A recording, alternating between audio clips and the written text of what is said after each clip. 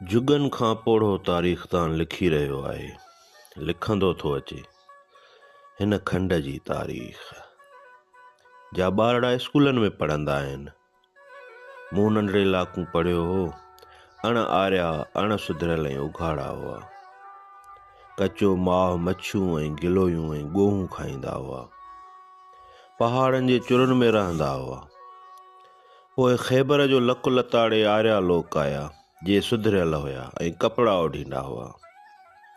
उन्हनि झंगली अणारियनि खे मारे मात कयो ऐं खेनि हिन खंड मां हकाले कढियऊं ऐं सारे हिंदुस्तान जा वाली थी वेठा। मुंहिंजी दिलि में सुधरियल आर्यनि लाइ ॾाढी इज़त पैदा थी वई। लिखियलु आहे त सिकंदर आज़म यूनान जो बादशाह हो। हिन सारी दुनिया ते घेरो कयो हो। हू वॾो बहादुर रहमदिल जंगजू सूर्य इंसाफ़ वारो बादशाह हो। मरण वेल हिन पंहिंजा हथ कफ़न खां ॿाहिरि कढाए छॾिया हुआ त ॾिसो ख़ाली हथे पियो वञा। मूं दिलि में चयो, वाह वाह, मरण वेल बि दुनिया लाइ सबक़ छॾे वियो। लिखियलु आहे कुतुबुद्दीन ऐबक ग़ुलाम घराणे जो पहिरियों बादशाह हो। वॾो आदिल इंसाफ़ वारो जंगजू ऐं बहादुर बादशाह हो। खेसि लख दाता यानी लख बख़्श करे छॾींदा। हिन वण पोखाया, खूह खोटाया, ढलूं माफ़ कयूं ऐं वॾियुनि वॾियुनि इमारतुनि जा बुनियाद विधा। कुतुब मीनार ऐं कुतुब मस्जिद अञा ताईं संदसि यादगार आहे। मूं सोचियो, बादशाह त अहिड़ा। लिखियलु आहे त नासिरुद्दीन अल्तमश जो नंढो पुटु हो। ॾाढो नेक दिल, ख़ुदा तरस, नेक, परहेज़गार, बहादुर ऐं जंगजू बादशाह हो। खेसि दरवेश बादशाह करे छॾींदा। हू शाही ख़ज़ाने जो हिकु ॾोकड़ बि पाण ते ख़र्च करणु हराम सम्झंदो हो। अखर ॾाढा सुहिणा हुअसि। क़ुर शरीफ़ जा नुस्ख़ा लिखी टोपियूं तॾा ऐं तोरियूं ठाहे उन्हनि ते पेट गुज़र कंदो हो। मूं चयो, जज़ाक अल्लाह, एॾा ख़ज़ाना हूंदे बि हथ जो पोरियो कंदो हो। लिखियलु आहे त जलालुद्दीन बादशाह खे को बि पुटु कोन हो। पंहिंजे भाइटे अलाउद्दीन खे पुटु करे कोठियाई ऐं इहो ख़्यालु पैदा थियुसि त सिकंदर वांगुरु सारी दुनिया खे फतह कयां। हिन गुजरात, काठियावाड़, तैमूर, चितूर, उज्जैन, मालवा ऐं सिंध जा कुझु इलाइक़ा फतह कया हुआ। हू ॾाढो आदिल, बहादुर, इंसाफ़ वारो ऐं ग़रीबनि जो ख़ैरख़्वाह हो। तंहिं करे खेसि काफूर मलिक ज़हर ॾिनो। लिखियलु आहे, तैमूर लंग चंगेज़ ख़ान जे पोयनि मां हो। निहायत बहादुर, इंसाफ़ वारो ऐं जंगजू हो। तातारियुनि, तुर्कनि ऐं ईराननि जो वॾो लश्कर वठी अची हिंदुस्तान में काहे पियो ऐं सारे हिंदुस्तान जा बुनियाद धोॾे छॾियईं। हू वॾो क़दरदान ऐं इंसान दोस्त बादशाह हो। लिखियलु आहे, बाबर तैमूर लंग जो पोटो हो। हिन तैमूर लंग वांगुरु रुॻो हिंदुस्तान में फुरल टका न कई, पर पाणीपत जी लड़ाई में इब्राहिम लोधीअ खे शिकस्त ॾेई दिल्लीअ जे तख़्त ते वेठो। हिन बंगाल, जोधपुर, सिंध, राजपूताना, गुजरात, कश्मीर, बल्कि ईअं चवणु मुनासिबु थींदो त सारो हिंदुस्तान फतह कयो। हिनखे इंसानी खोपड़ियुनि जा मीनार वणंदा हुआ। हू वॾो बहादुर, आदिल, रहमदिल, ख़ुदा तरसो। हू यके सिर ॿ मुड़िस कच्छ में हणी जमुना नदीअ खे पार कंदो हो। संदसि वक़्त में रहियत तमामु सुखी हुई ऐं मथां ढल माफ़ कई हुअईं।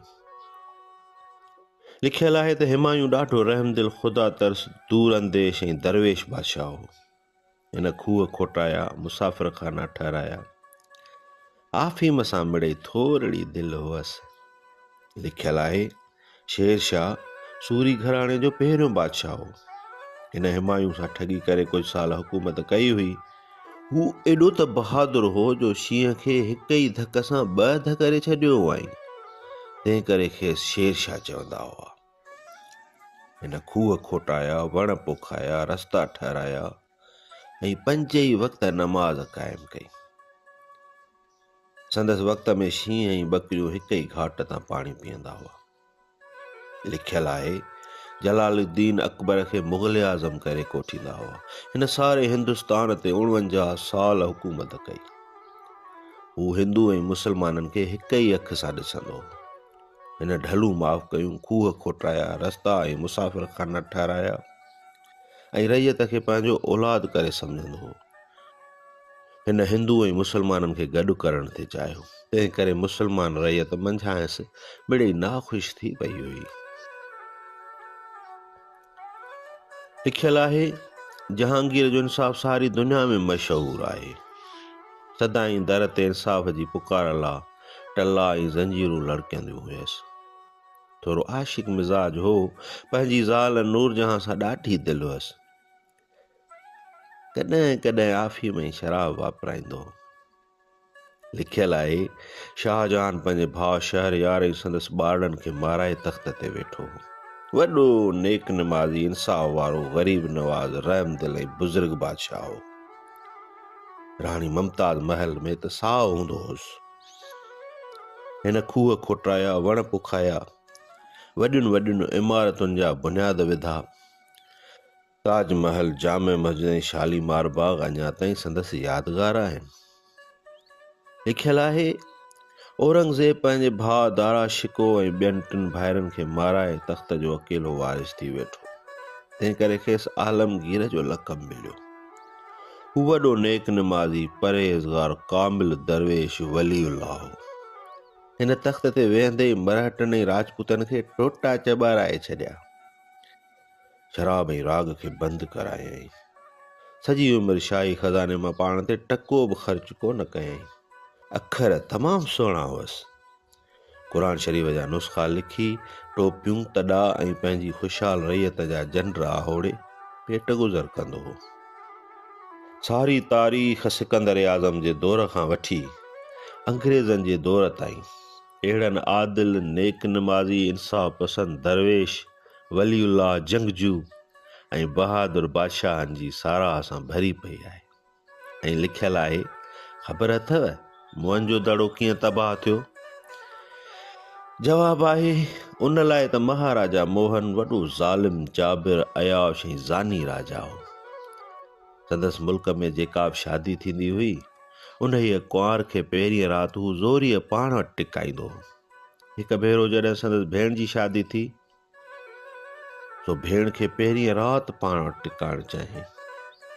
अलाह ताला जो मथसि ॾमर नाज़िल थियो, धरती धुबी, अखि छिंभ में इहो राजा ऐं संदसि पिरजा किरोणे मण मिटीअ हेठि दॿिजी ग़रक़ थी विया। पढ़ी मूंखे ॾाढी ख़ुशी थी, चङो थियो। अलाह ताला खेसि ग़रक़ कयो। मलाउन किथे जो भेण सां थी शादी कयईं। लिखियलु आहे, ख़बर अथव त काऊअ जो दड़ो कीअं ग़रक़ थियो? जवाबु आहे, महाराजा काऊ मीरपुर ख़ास वारे पासे खां हुकूमत कंदो हो। हू वॾो ज़ालिम, अयाश, जाबिर, मुनकर ऐं ज़ानी राजा हो। हज़ारे बानियूं राणियूं हुअण जे बावजूदि जेका बि सुहिणी औरत ॾिसंदो हो, तंहिंखे खणी वञी कोर्ट में काबू कंदो हो।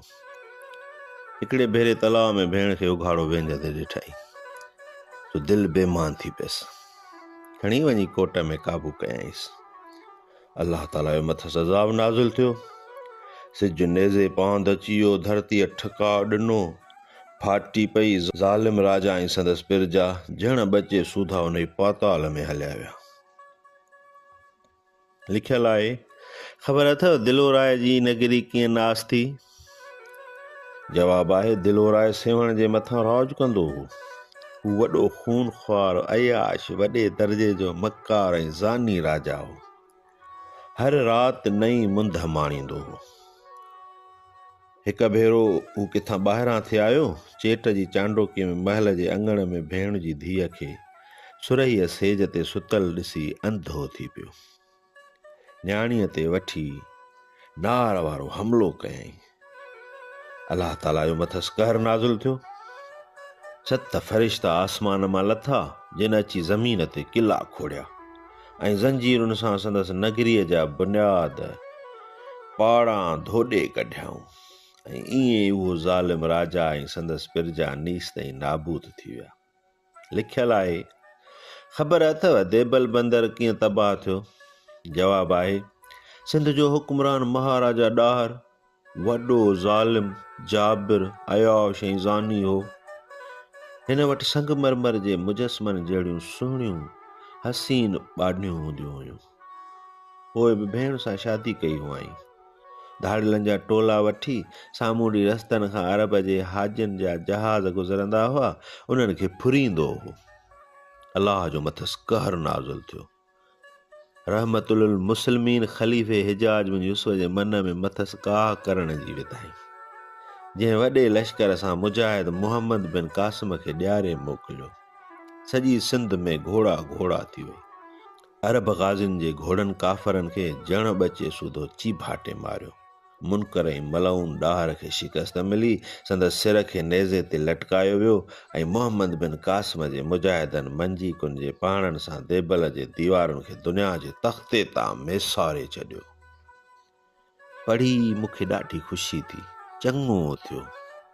मुनकर ऐं मलऊन खे सेखत मिली। भेण सां भेणुनि तां बि कोन टरंदा हुआ।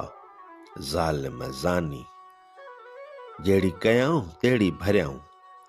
ऐं आउं पंहिंजे अणपढ़ियल दोस्तनि खे सिकंदर मखदूनी, महाराजा अशोका, कुतुब मीनार ऐं ताजमहल जूं कहाणियूं ॿुधाईंदो हुउसि ऐं जहांगीर जे इंसाफ़ जा ढुक भरींदो हुउसि। हिकिड़े भेरे संझे जी सहाईअ वेल अम्मा मूंखे चयो, पुट अच त तोखे दोदे सूमरे जी कहाणी ॿुधायां। मूंखे ॾाढी ख़ुशी थी ऐं हैरान बि थियुसि। चयुमि, अम्मा दोदो सूमरो केरु हो? चयईं त पुट तोखे दोदे सूमरे जी ख़बर कान्हे? दोदो सूमरो सिंध जो सूर्य सर्वेज सपूत हो। हिन सिंध जे सदा सुहागण धरतीअ तां पंहिंजो सिर घोरियो हो। मूं हैरान थींदे चयो, पर अम्मा तारीख़ में त उन जो नालो आहे ई कोन। अम्मा चयो, हा पुट, दोदो सूमरो सिंध जो हुकुमरान हो। तारीख़ में संदसि नालो कोन्हे त छा थियो? सारी सिंध में हर माण्हू हर मुंद जे सीने ते सदाईं संदसि रत रतोल तारीख़ जा चिट चिटियल हूंदा। ऐं इहो बि चयईं, पुट इहा कहाणी मूंखे तुंहिंजे नाने ॿुधाई हुई। हाणे कन ॾेई सिंध जे उन दिल दूल्हे दिलेर जी कहाणी ॿुध। ऐं पोइ अम्मा मूंखे सिंध जे उन सूर्य सर्वेज ऐं बाग़ैरत दोदे जी कहाणी ॿुधाई। उहा कहाणी एॾी त पुरदर्द ऐं दिलि ॾारींदड़ हुई जो मुंहिंजे अखियुनि में ॻोढ़ा अची विया। निड़ीअ में ॼण मच्छीअ जो कंडो फासी पियो हुयुमि। चयुमि, अम्मा पोइ रूपो त तबाह थी वई? अम्मा चयो, हा पुट, पोइ रूपा हमेशह हमेशह लाइ सिंध जे सीने तां मेसारजी वई। अम्मा ॼण रोई पई हुई ऐं आउं कंहिं ॻूढ़ी सोच में ॿुॾी वियो हुउसि। अम्मा दोदे सूमरे अलादीन खे पंहिंजी भेण जो संग छो न थे ॾिनो? किथे हिन पाण त बाघुल सां शादी करणु न थे चाही? सट सां हिकु थप्पड़ मुंहिंजे गिल ते लॻो। मुंहिंजो मुंहुं ई फिरी वियो। वाइड़ो थी वियुसि। कावड़ खां अम्मा जो जिस्म ॾकी रहियो हो। पोइ निहायती प्यार मां मुंहिंजे वारनि ते हथ फेरींदे घायल आवाज़ सां चयईं, पुट पहिरीं ॿुधाए, तूं पंहिंजी भेण सां शादी करे सघीं थो? मुंहिंजो रूह ॾकी वियो। चयुमि, न। अम्मा चयो, पोइ तो सिंध जे सूर्य सर्वेज गैरतमंद पहलवान जे बारे में ईअं छो सोचियो? मूं चयो, अम्मा किताबनि में त ईअं ई लिखियलु आहे। सिंध जा सभु हुकुमरान भेनरुनि सां शादियूं कंदा हुआ। मोहन जे दड़े जे बादशाह दिलोराय, काहूअ जे दड़े जे बादशाह ऐं महाराजा ॾाहर सभिनी भेनरुनि सां शादियूं कयूं। अम्मा कुझु हैरत में मुंहिंजे मुंहं में निहारींदी रही ऐं पोइ निहायती ॾुखोयल आवाज़ में चयईं, अलाए पुट, उन्हनि जे बारे में त मूंखे ख़बर कान्हे, पर दोदे सूमरे जे बारे में तोखे ईअं सोचणु न घुरिजे। दोदो हिन धरतीअ जो सभ खां सूर्य सर्वेज ऐं गैरतमंद नौजवान हो ऐं बाघुल हिन धरतीअ जी सभ खां अज़ीम औरत। उन्हनि जे बारे में ईअं सोचण बि गुनाह आहे। सची त इहा कहाणी मुंहिंजे दिलि में अलादीन जे दोदे ते खयल तलवार वांगुरु खुप हणी वई हुई, पर मूंखे ईअं महसूसु थियो ॼण इहा मुंहिंजे गुनाह जी नंढड़ी सज़ा हुई ऐं सोचे रहियो हुयुसि त मूं ईअं छो सोचियो। ऐं चयुमि, पर अमां तारीख़ में अहिड़े बहादुर सूर्य ग़ैरतमंद हुक्मरान जो नालो छो न ॾिनो वियो आहे? अम्मा चयो, अलाए पुट, शायदि तारीख़ वारनि खे दोधे सूमरे जी ख़बर कान हुई। तूं वॾो थिजांइ त पोइ दोधे सूमरे जी तारीख़ लिखजांइ। हाणे आउं नौजवान थी वियो आहियां ऐं दरावड़नि खां अब्दुल रज़ाक शहीद ताईं जी तारीख़ लिखी रहियो आहियां। हिकिड़े ॾियारे हिकिड़ो चिॿ जहिड़ो पोढ़ो तारीख़दान मुंहिंजे ऊंदाहे कमरे में आयो ऐं हुके जहिड़े डुड डुड कंदड़ आवाज़ सां चयाईं, मूं ॿुधो आहे तूं दरावड़नि जी तारीख़ लिखी रहियो आहीं। चयुमि, हा, मां वक़्त जो नौजवान आहियां ऐं मां दरावड़नि खां वठी अब्दुल रज़ाक शहीद ताईं जी तारीख़ लिखी रहियो आहियां।